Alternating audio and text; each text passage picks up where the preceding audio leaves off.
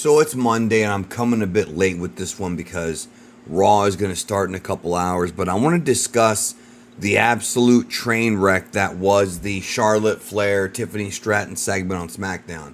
Now, if you haven't seen this segment, I would tell you to go seek it out. However, you need to be careful where you see it at because there's two versions of this. The live version that aired on USA Network and the version WWE put on their social media. And the WWE version centered out several parts of the back and forth, so you're not really getting a full picture of what happened if you're seeing that version. You're going to be like, well, what's the big deal? That version's been cut down significantly. And there's reasons as to why, and I understand why they cut it down, but if you're somebody who doesn't watch SmackDown Live, you may end up missing the point of why this whole thing was such a catastrophe. So, I guess a couple weeks ago when Tiffany and Charlotte had their, backstage back and forth, Charlotte came off very condescending, which to me, she's a heel. Now, some folks were saying that she was kind of belittling Tiffany Stratton in a way to where it made her look like she was going to just dominate over her.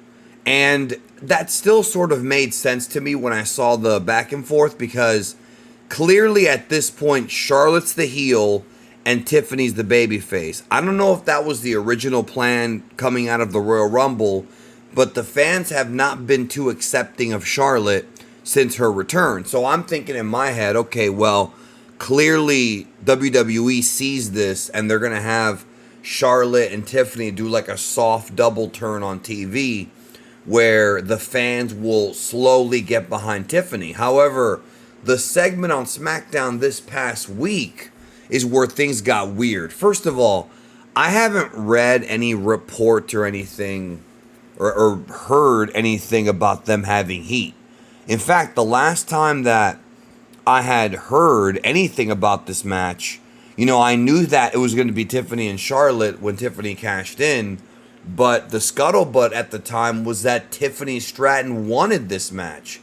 That Tiffany Stratton, the real person, not the television character, the real person, she looked up to Charlotte. Charlotte being one of the first women to come up a decade ago in the women's revolution, her with the Four Horsewomen and how they really brought a harder hitting athletic style to the women's division. And Tiffany really respected that. And that made sense to me. That all makes sense. Why wouldn't you want to have a match with somebody who some would consider the John Cena, I don't want to say the Ric Flair because that's too obvious, the John Cena of the women's division for a long time. However, I think what's happened now is that there are so many great women's wrestlers all over the world, but especially in WWE, that I think have either gotten as good, if not surpassed, Charlotte. Rhea Ripley, Bianca Belair, and Io Sky, all three of them involved in the Raw women's title picture, you could make the argument have surpassed Charlotte. I don't think Charlotte, even at her biggest babyface era, was ever getting the kind of reactions that Rhea Ripley gets. Rhea Ripley's a different level of over. And I think besides that, I think that people are just tired of Charlotte. I think it's the Batista effect from 2014. Batista comes back after being gone for a long time, wins the Royal Rumble when the fans had kind of already moved past it. Now, in 2014 specifically, people wanted Daniel Bryan, to win the Royal Rumble. And he didn't. And that angered a lot of fans, which ended up leading to Batista kind of going subtly heel, later on. Not right away, but later on. And Bryan got put back into the match due to his angle with Triple H. Here, though, it's almost like Charlotte comes back after a long layoff, and the fans are more so like, okay, we don't need you to be the top woman anymore because we've already got other women. Plus, the story of Charlotte equaling or surpassing Ric Flair's title reigns.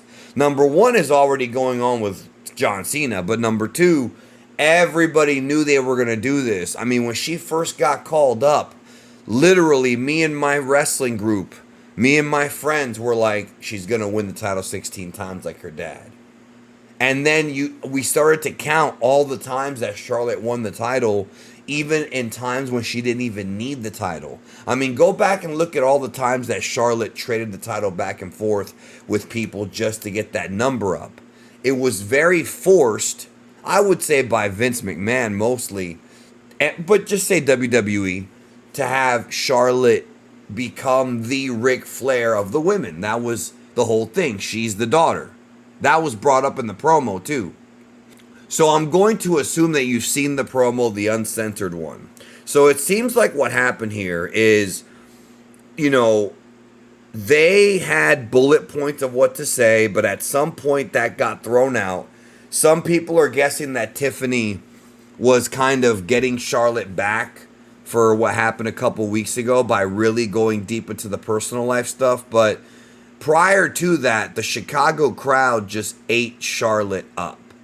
I mean, they would not let her talk. It was almost like a Dominic Mysterio thing, where they really just hated this woman. They booed. I mean, she was probably the most booed person on the entire show.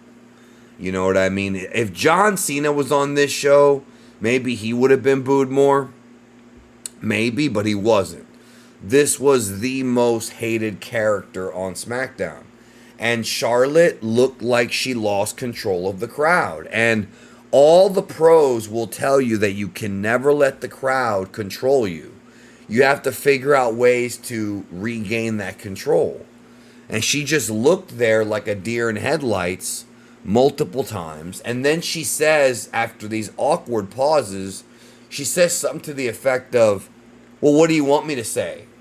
Which is, I've never, ever seen a top wrestler, male or female, ever do something like that, where they almost throw up their hands and they say, okay, well, I can't say anything, I guess. No, you take control. That's what Steve Austin would do. That's what The Rock would do. That's what Cody would do. That's what Kevin Owens would do. There's a lot of guys and gals you can point to. She just kind of threw up her hands. And then we have Tiffany calling her a Nepo baby, which is what John Cena called Cody. Now, the difference is that Cody wasn't really treated like a Nepo baby. Let's not forget, when Cody came up, he was a mid-carder under Randy Orton, and then along came Dashing Cody, Stardust. He was never pushed to the top until his return. Whereas Charlotte was almost immediately made the Divas champion back when that title existed. So it's not the same thing, but there's truth in that. Like, the fans are not stupid, especially the ones in Chicago. The people know that because she's Ric Flair's daughter, and she is a good wrestler, and she is very athletic. I mean, it's not like she didn't work hard. I'm not going to sit here and say that she did not work hard. That would be dumb of me to say. But she was given the keys of the kingdom purely to match up to her father, Ric Flair. I mean, that's just the way it is, right? So Tiffany more organically worked to get to where she needed to be. And then they start throwing like barbs at each other, which were just very awkward. There was a lot of awkward silences. They were both dressed the same, which was weird. And then the part where Tiffany says, and this definitely had to have been something that she either had in her back pocket or she came up with right in the moment. I don't think she cleared this with Charlotte. It doesn't seem like she did. But she said something to the effect of, after WrestleMania, you're going to be alone, which you're used to because what are you, 0-3 in marriages? Bringing up the fact that her and Andrade are getting divorced. Now, a lot of people don't know that. Chicago probably does know that. And then Tiffany sort of walked out of the ring and put the microphone down And actually, at one point, Tiffany even makes fun of the woo, and then Charlotte does the woo, and I'm like, why are you like validating her? It was so weird. It was so. This looked like amateur hour. This is like the most amateur thing I've seen from either of these two on SmackDown ever. Like, and I know Charlotte's had some issues in the past with Becky dropping the belt and all that stuff. All that happened years ago. But like, man, this was awkward. And so as Tiffany's walking to the back, Charlotte says something to the effect of, yeah, well, Kaiser's in my DMs. Now, not everybody knows that Ludwig Kaiser and Tiffany Stratton are in a relationship, but first of all, nobody believes that to be true. There's absolutely no way that Ludwig Kaiser is in Charlotte's DMs. That's ridiculous. Come on. Nobody buys that.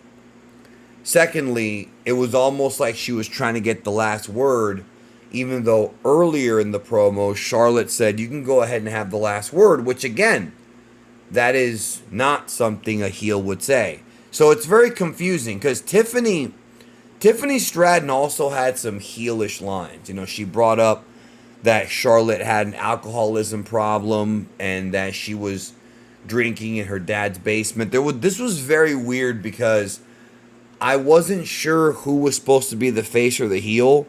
But one thing I am sure of is that both of these women looked bad. They looked much worse after this promo than before.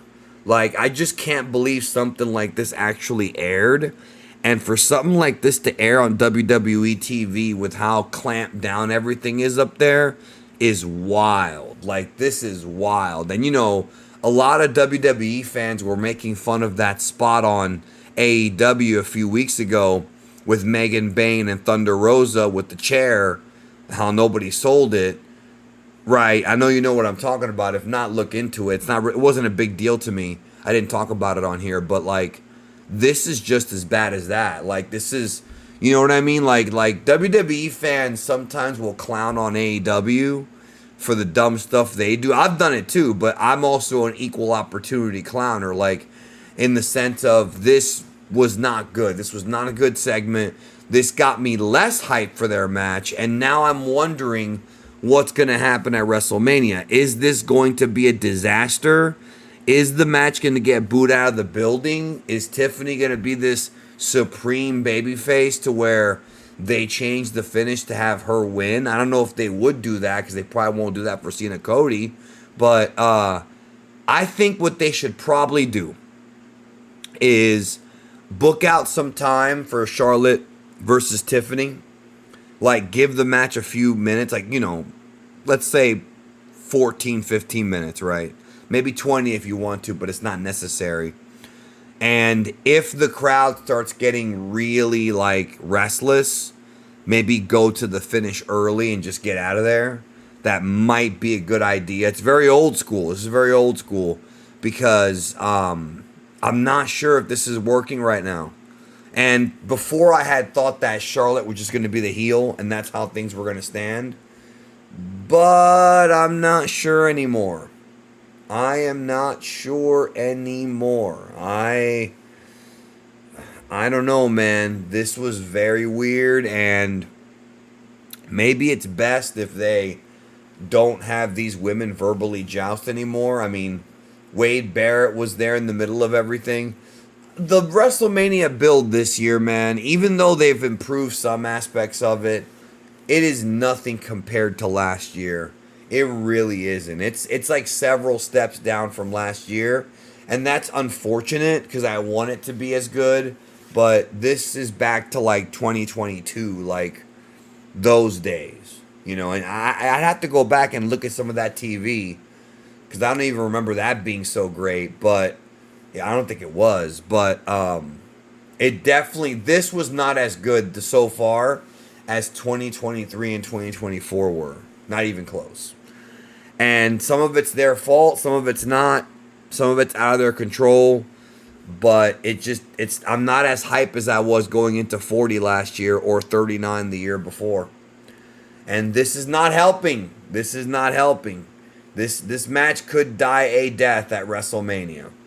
What an absolute disaster. Maybe we'll get more information on this in the coming weeks. Maybe if they do a shoot interview someday, we'll get more information. It doesn't really matter. I think it'll be forgotten about mostly as time goes on, and then it'll be brought up like, hey, remember that time that, oh yeah, that'll be it. You know, it's not going to be something that will be echoed throughout history, you know. Anyways, man, those are my thoughts. See you guys in the next one.